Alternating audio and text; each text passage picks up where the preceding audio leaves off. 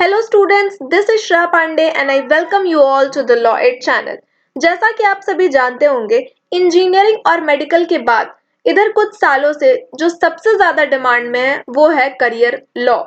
तो लॉ में भी हम या तो 5 इयर्स लॉ कर सकते हैं या ग्रेजुएशन के बाद 3 इयर्स LLB कर सकते हैं। ठीक है, हमारे पास दो ऑप्शंस होते हैं। 12th के बाद अगर हम करना चाहें तो 5 इयर्स का इंटीग्रेटेड कोर्स आता है जिसमें हम BA प्लस LLB या BCom plus LLB, BBA LLB या जो भी आप सब्जेक्ट लेना चाहें उसके अकॉर्डिंग 5 इयर्स का कर सकते हैं या फिर ग्रेजुएशन के बाद 3 इयर्स की LLB का ऑप्शन है हमारे पास। अब हमारे मन में कई सवाल आते हैं कि आफ्टर लॉ हम क्या क्या करियर अपॉर्चुनिटीज चुन सकते हैं, हमारे सामने क्या क्या ऑप्शंस होते हैं। तो आज मैं आपके साथ कुछ ऑप्शंस के बारे में बताने वाली हूँ जो आप लॉ करते वक्त या लॉ के बाद आप जिन भी फील्ड्स में जा सकते हैं उसके बारे में बात करने वाली हूँ। तो सबसे अहम हमारे सामने है लिटिगेशन का करियर। ओके, हमने एडवोकेसी की है, हमने अगर लॉ करा है तो लॉ करने के बाद हमारी सबसे पहली प्रायोरिटी होती है किसी भी स्टूडेंट की कि हमें कोर्ट जाना है, तो हम कोर्ट जाके प्रैक्टिस कर सकते हैं। ओके, लिटिगेशन हमारे लिए सबसे अच्छा करियर है if we have done law, because 5 years हो या फिर 3 इयर्स हो, हम लॉ की इन डेप्थ नॉलेज लेते हैं, हमें लॉ के बारे में हर चीज पता चलती है, क्या सब्जेक्ट है, सारे सब्जेक्ट्स को हम पढ़ते हैं, हमारे पास इतने सारे सब्जेक्ट्स, इतनी सारी नई नई चीजें आती है विद रिगार्ड टू लॉ। हम CPC CRPC हर चीजें पढ़ते हैं। तो लिटिगेशन में बहुत ही हेल्पफुल ये होने वाला, बिकॉज हम जो भी थ्योरी अपने लॉ कॉलेज में पढ़ने वाले हैं उसका हम प्रैक्टिकल रूप देख सकते हैं कोर्ट रूम में। ठीक है, उसके लिए हमारे पास ऑप्शन है कि हम एडवोकेट बन सकते हैं। ओके, एंड एडवोकेसी के बाद आज के जमाने में जो सबसे ज्यादा बूम कर रहा है and that is judiciary. Judiciary में कुछ सालों से बच्चों की आबादी बढ़ते जा रही है, कई सारे लोग judiciary as a career option चुनना चाह रहे हैं। ठीक है, जुडिशरी में हम देख सकते हैं ग्रोथ तो हुई है अच्छी खासी। ठीक है, तो आपके पास जुडिशरी का भी ऑप्शन है।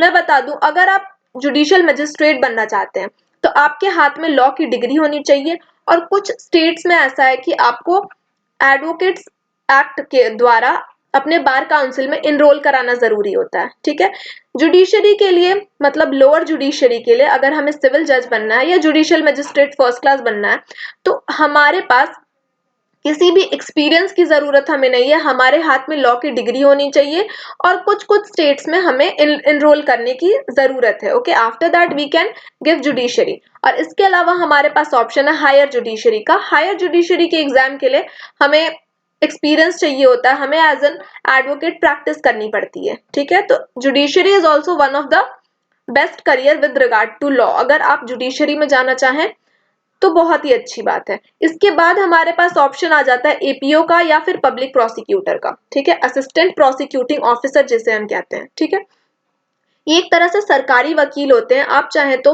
APO की तैयारी कर सकते हैं, पब्लिक प्रोसिक्यूटर की तैयारी कर सकते हैं, आप जा सकते हैं APOs में। ठीक है, ये भी एक हमारे पास सिक्योरिटी वाली जॉब हो जाएगी, क्योंकि हम गवर्नमेंट जॉब की अगर तैयारी करना चाहें तो APO is also one of the good option after judiciary. ठीक है, जुडिशरी में जाना चाहें, अगर हमें जज बनना है तो हम जुडिशरी के थ्रू जा सकते हैं, अगर हमें गवर्नमेंट एडवोकेट बनना है तो हमें APO का एग्जाम देना चाहिए। इसके लिए भी हमें किसी भी तरह की एक्सपीरियंस की जरूरत नहीं पड़ती है, हमारे पास लॉ की डिग्री होनी चाहिए, लॉ की बेसिक नॉलेज होनी चाहिए, हमें सिलेबस के अकॉर्डिंग प्रिपेयर करना रहता है। इसके बाद हमारे पास और क्या ऑप्शंस है, हम LLM कर सकते हैं। LLM दैट मीन्स हम मास्टर्स कर सकते हैं। अगर हम मास्टर कर रहे हैं अपने लॉ के सब्जेक्ट में, मास्टर्स कर रहे हैं दैट मीन्स हमारे पास इन डेप्थ नॉलेज आ रही है। हमारे पास जब हमें LLM में डेजर्टेशन बनाने पड़ते हैं, रिसर्च करने पड़ते हैं, तो हमारी कोई भी एक सब्जेक्ट को जिस भी सब्जेक्ट को लेकर हम LLM करना चाहते हैं उस सब्जेक्ट में फिर आगे चल के बहुत सारी करियर अपॉर्चुनिटीज है हमारे हाथ में। ठीक है, जैसे हमने LLM करा, LLM के बाद हम UGC नेट का एग्जाम देते हैं अगर हमें प्रोफेसर बनना है, असिस्टेंट प्रोफेसर बनना है, या फिर अगर हमें फेलोशिप करने के लिए या हमें रिसर्चर बनना है तो उसके लिए हमें UGC नेट का एग्जाम क्वालिफाई करना पड़ता है। ठीक है, तो लॉ के बाद ये भी एक बहुत ही अच्छा ऑप्शन है। अगर आप चाहें तो आप UGC नेट का एग्जाम क्लियर करके आप PhD कर सकते हैं और आप कहीं भी बहुत ही अच्छे प्रोफेसर बन सकते हैं। इसके बाद आपके पास और ऑप्शंस आते हैं कि आप कॉर्पोरेट सेक्टर में जा सकते हैं। कॉर्पोरेट सेक्टर में जाने के लिए आपको कॉर्पोरेट लॉज आपके थोड़े स्ट्रांग होने चाहिए। अगर कॉलेज से प्लेसमेंट मिल रही है तो बहुत ही अच्छी बात है, अगर कॉलेज प्लेसमेंट नहीं दे रही है या ऐसी प्लेसमेंट है जो आप आपके पसंद के अनुसार नहीं है तो आप कॉर्पोरेट में भी आप तैयारी कर सकते हैं, आप कॉर्पोरेट लॉज अच्छे से पढ़ सकते हैं, तो आप कॉर्पोरेट लाइन में भी आगे बढ़ सकते हैं after completing your law degree. ठीक है, इसके बाद हमारे पास ऑप्शन रहता है कि हम पीएसयूज में जा सकते हैं। Okay, that is public sector undertakings. हम चाहें तो यहाँ पर भी जॉब कर सकते हैं। इसके लिए भी हमारे पास कई सारे तरीके होते हैं, इनका अपना एग्जाम्स भी होता है, आप एग्जाम्स के थ्रू जा सकते हैं, या फिर जो हमारा क्लैट का पीजी का पेपर होता है, क्लैट पीजी के अकॉर्डिंग भी अगर हमारी बहुत अच्छी रैंकिंग आ रही है तो उसके थ्रू भी हम पीएसयूज में जाकर जॉब कर सकते हैं। That is also one of the good career with regard to law. ठीक है, इसके बाद हमारे पास ऑप्शन है कि हम लॉ ऑफिसर अगर बनना चाहें तो हम लॉ ऑफिसर बन सकते हैं, बैंक्स में बन सकते हैं। बैंक्स भी अपनी अपनी वैकेंसी निकालती है, आप उस वैकेंसी के अकॉर्डिंग आप प्रिपरेशन करके आप लॉ ऑफिसर्स बन सकते हैं। ओके, इसके बाद हमारे पास और ऑप्शंस है कि हम सीबीआई में एपीपी बन सकते हैं। ओके, सीबीआई दैट मीन्स जो हमारा ये जो संस्था है सीबीआई, सीबीआई के अकॉर्डिंग सीबीआई में एपीपी का एग्जाम होता है, असिस्टेंट पब्लिक प्रोसिक्यूटर का एग्जाम होता है। आप इसके थ्रू चाहें तो सीबीआई में भी आप एडवोकेट बन सकते हैं, दैट इज गवर्नमेंट एडवोकेट आप यहाँ पे बनेंगे। असिस्टेंट पब्लिक प्रोसिक्यूटर का एग्जाम होता है। तो ये हमारा करियर ऑप्शन है आफ्टर लॉ। हम CBI APP is also one of the good option. ठीक है, इसके बाद हम लीगल कंसल्टेंट भी बन सकते हैं चाहे तो। लॉ की डिग्री कंप्लीट होने के बाद लीगल कंसल्टेंट बनने का भी हमारे पास ऑप्शन है। हम चाहें तो लॉ रिसर्चर भी बन सकते हैं किसी भी हाई कोर्ट में या फिर सुप्रीम कोर्ट में। ओके, सुप्रीम कोर्ट में लॉ रिसर्चर की वैकेंसीज आती है। आपके लॉ डिग्री के कंप्लीट होने के बाद आप चाहें तो यहाँ पर सुप्रीम कोर्ट में अप्लाई कर सकते हैं, हाई कोर्ट्स में अप्लाई कर सकते हैं। हाई कोर्ट में भी लॉ रिसर्चर की वैकेंसीज आती है। किसी पब्लिक सेक्टर में आप अप्लाई कर सकते हैं, पब्लिक सेक्टर्स में भी लॉ रिसर्चर की वैकेंसीज आती है।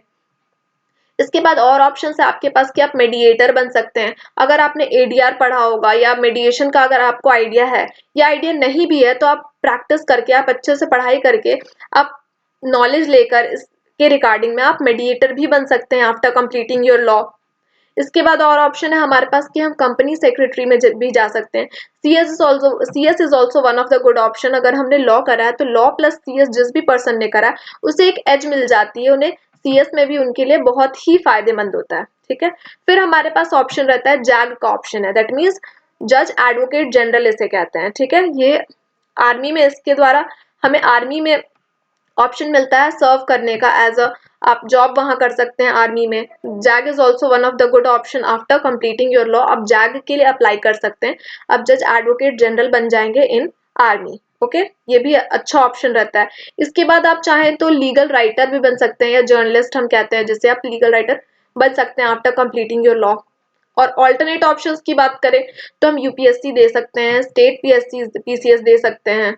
ओके, लॉ क्लर्क की भी एक वैकेंसी आती है। लॉ क्लर्क हम सुप्रीम कोर्ट में बन सकते हैं, हाई कोर्ट्स में बन सकते हैं, वेरियस अदर जगह पे भी लॉ क्लर्क की वैकेंसीज आती है। तो आप चाहें तो एलएलबी कंप्लीट होने के बाद लॉ क्लर्क के लिए भी अप्लाई कर सकते हैं। After that alternate career path भी है हमारे पास। ठीक है, आपने लॉ करा, आपको लॉ पसंद नहीं आया, या फिर आप अपना करियर चेंज करना चाहते हैं, आप किसी और फील्ड में जाना चाहते हैं, तो आपके पास भी बहुत सारे ऑप्शन है। जैसे मैंने सीएस बताया, तो सीएस भी थोड़ा सा डिफरेंट हो गया। लॉ प्लस सीएस बहुत ही अच्छी अपॉर्चुनिटी है। इसके अलावा आप चाहें तो लॉ के साथ साथ एमबीए कर सकते हैं। अगर आपको अपनी पढ़ाई कंटिन्यू करने का मन है और किसी अदर फील्ड में जाने का मन है तो आप law plus MBA is also one of the good option. और जैसे मैंने यूपीएससी बताया, ये भी थोड़ा सा ऑल्टरनेट करियर पाथ हो जाता है। ऑल्दो हमें अपने लॉ के सब्जेक्ट्स में भी कई सारी चीजें पढ़नी पड़ती है जो यूपीएससी के सिलेबस के लिए इंपॉर्टेंट रहता है। ठीक है, तो these are some of the options जो आप लॉ के बाद फॉलो कर सकते हैं। मैंने कोशिश करा है कि ज्यादातर मैं गवर्नमेंट सेक्टर के बारे में टॉपिक लेकर आऊं, इसलिए मैंने ज्यादा ऑप्शंस आज आपको गवर्नमेंट सेक्टर के ही रिगार्डिंग में दिए हैं। मैं प्राइवेट सेक्टर के रिगार्डिंग में भी नेक्स्ट वीडियो में बताऊंगी, बात करूंगी कि किस तरह से हम प्राइवेट सेक्टर्स के लिए क्या कर सकते हैं। Although corporate sector is a private sector. मैंने एडवोकेसी की बात करी, तो एडवोकेसी भी जो होती है उसमें कई सारी फील्ड्स होती है, कई सारे ब्रांचेस होते हैं। मैंने जितने भी ऑप्शंस बताए हैं, हर ऑप्शन पे अगर आप चाहें तो रिसर्च करेंगे तो इतनी सारी आपको नॉलेज मिल जाने वाली, इतनी सारी चीजें आपको मिल जाने वाली है। हर एक ऑप्शन पे बहुत ही वाइड, बहुत ही ज्यादा डाइवर्स ऑप्शंस है आपके पास, तो आपको परेशान नहीं होने की जरूरत नहीं है। आपको जो भी इनमें से पसंद आए, आप चाहें तो उस पर प्रॉपर रिसर्च कर सकते हैं। अगर आप चाहें तो कमेंट सेक्शन में मुझे बता दीजिएगा, मैं जुडिशरी पर या जैग पर या जिस भी एग्जाम पर या किसी भी करियर ऑप्शंस पर आपको कोई भी सवाल पूछना है तो मैं उसके लिए एक सेपरेट वीडियो लेकर आ जाऊंगी। आप चाहें तो मुझसे कनेक्ट हो सकते हैं मेरे टेलीग्राम हैंडल पर, उसकी लिंक मैं डिस्क्रिप्शन बॉक्स में दे दूंगी। मिलते हैं हमारे नेक्स्ट वीडियो में। Thank you.